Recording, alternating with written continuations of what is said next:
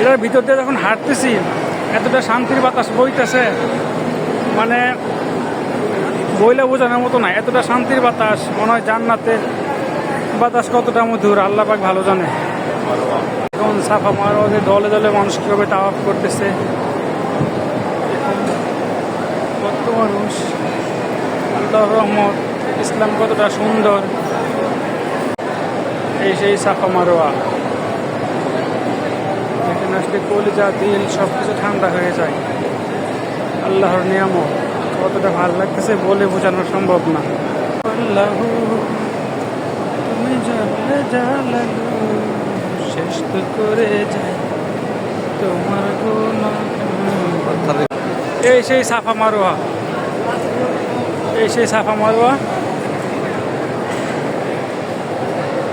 দেখুন কতটা সুন্দর, মাশাআল্লাহ, আল্লাহর সৃষ্টি, আল্লাহর নিয়ামত, আল্লাহর রহমত, সুবহানাল্লাহ।